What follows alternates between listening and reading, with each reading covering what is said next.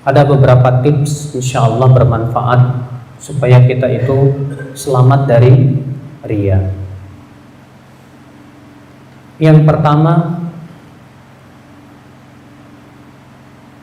berusaha untuk muhasabah di dua tempat, sebelum beramal dan setelah beramal. Al-Imam Ibnu Qayyim memberikan tips ini dalam kitab Ighathatul Lahfan, itu tentang muhasabah. Apa sih muhasabah itu, Pak? Kata Ibnu Qayyim, yang dimaksud dengan muhasabah itu, kalau kita mau beramal nih Pak ya, tanyakan coba dua perkara kepada diri kita. Beliau mengatakan, ma min amal illa wa yu'rab alaihi diwanan. Tidak ada satupun amal kecuali hendaknya dipertanyakan dua pertanyaan. Apa itu yang pertanya? 5. Kamu beramal untuk siapa? Karena siapa? Nah ini, Bapak sebelum sholat tanya, saya ikhlas nggak ya? Karena siapa saya sholat? Karena tujuan apa saya sholat? Masya Allah. Sebelum Bapak berinfak, Bapak tanya, saya infak sudah ikhlas apa belum? Kalau belum ikhlas, aduh jangan deh, tahan dulu Pak, perbaiki dulu nih niat kita nih. Kalau sudah lurus baru bisa kita berinfak. Makanya penting sebelum beramal apapun, tanya dulu keikhlasan kita. Tanya. Ini pertanyaan pertama kata beliau. Pertanyaan yang kedua apa? Kaifa? Sesuai nggak dengan syariat Rasulullah? Ada nggak dalilnya dari Rasul? Saya mau beramal-amal ini, kira-kira amal ini ditunjukkan oleh sunnah Rasul apa enggak ya? Ada nggak hadisnya dari Rasulullah SAW? Ada tidak contohnya dari Rasulullah SAW? Nah ini Pak. Maka setiap kita mau beramal, usahakan itu.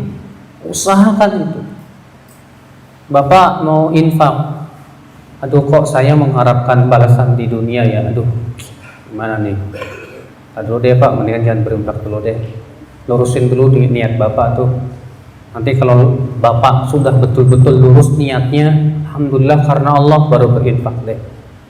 Makanya ini penting Pak. Jadi sebelum beramal kita muhasabah, sebelum beramal kita introspeksi, kita tanya dulu keikhlasan hati kita itu. Setelah beramal, kata Ibnu Qayyim, kembali kita tanya, tadi saya waktu sholat kemasukan riya apa enggak ya? Penting untuk kita muhasabah lagi. Ini cara yang pertama Pak. Insya Allah ini cara yang efektif ya Pak ya, untuk kita terhindar dari riya. Itu sebelum beramal kita tanya keikhlasan kita dulu. Yang kedua Pak, bagaimana caranya supaya kita itu terhindar daripada riya? Yaitu kata Ibnu Qudamah, di saat kita sedang beramal, penting kita gunakan muraqabah. Apa itu muraqabah Pak? Muraqabah itu artinya Pak, mengawasi terus hati kita. Jadi ketika kita sholat nih, kita awasi lagi hati kita, kemasukan riya apa enggak? Kemasukan riya apa enggak? Kalau ada riya mau masuk, segera kita tolak, segera kita tahan. Jangan sampai riya itu kita biarkan di dalam hati kita. Makanya penting Pak, muraqabah. Yang kedua apa itu Pak? Muraqabah, mengawasi terus hati kita. Jangan sampai kemasukan riya. Cara yang ketiga Pak, mempelajari warna-warni riya dan bentuk-bentuk serta sebab-sebabnya. Sebab kalau kita sudah mengetahui madakhilus syaitan, pintu-pintu setan untuk riya, insya Allah kita bisa terhindar. Kenapa? Riya itu Masya Allah macam-macam bentuknya Pak. Ada orang yang riya dengan suaranya, ada orang yang riya dengan pakaiannya, Ada orang yang riya dengan kedudukannya. Ada orang yang riya dengan keilmuannya. Orang yang riya dengan amalannya. Ya, itu semua pintu-pintu setan tuh, Pak. Bahkan ada orang yang riya gara-gara dipuji, Pak. Dan pintu pujian itu, Pak, termasuk pintu yang paling empuk menyebabkan seseorang itu apa? Riya. Dipuji. Makanya Rasulullah mengatakan pujian itu sama dengan sembelihan. Ya. Pernah di hadapan Rasul ada orang yang muji-muji seseorang di depannya. Apa kata Rasulullah? Waihak, qata'ta ya'unuqar rajul. Ya, celaka kamu sudah menyembelih leher si fulan itu. Kata Imam Al-Munawi, kenapa Rasulullah mengatakan bahwasanya memuji orang di depannya itu sama dengan sembelihan? Karena itu bisa membuat dia tidak ikhlas, membuat dia ujub dan sombong. Akhirnya apa yang terjadi? Dia tertipu dengan amalnya. Nah, ini hati-hati. Maka dari itulah Bapak sekalian, dengan kita mengetahui tentang riya, warna-warninya, bagaimana kita insya Allah akan terhindar dari yang namanya riya itu, Pak. Kemudian yang keempat, ya? Hah? Yang ketiga, yang keempat. Kemudian yang keempat, berlindung dari riya. Ada suatu doa yang Rasulullah ajarkan kepada kita, Pak. Kata Rasulullah, siapa yang mengucapkan doa ini, dia akan terhindar daripada syirik yang besar maupun yang kecil. Yaitu doanya, Allahumma inni a'udzubika min an usyrika bika syai'an a'lamu wa astaghfiruka lima la a'lamu. Ya Allah, aku berlindung kepada Engkau untuk mempersekutukan Engkau dalam keadaan aku mengetahui, dan aku memohon ampun kepada Engkau dalam perkara yang aku tidak ketahui. Masya Allah. Ya, ada yang hafal, Pak, doanya, Pak? Hah? Allahumma a'udzubika min an usyrika bika syai'an a'lamu wa astaghfiruka lima la a'lamu. Masya Allah.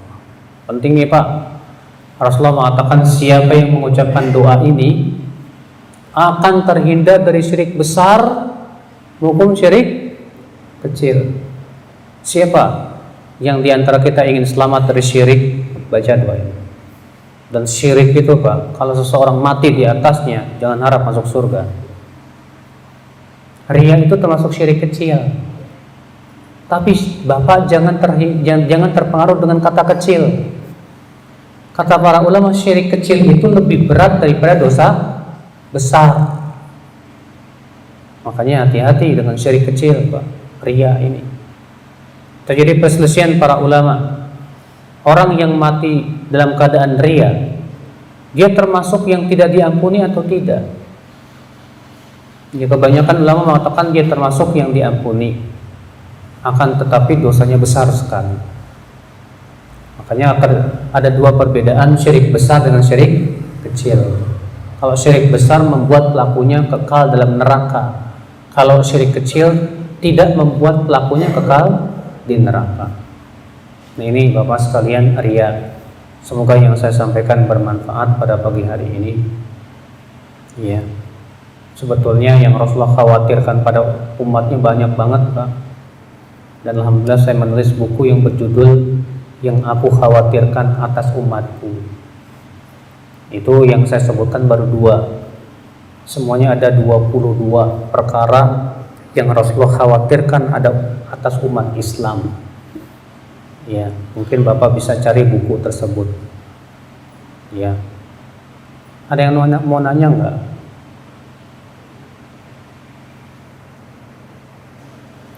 Enggak ada kan, Pak?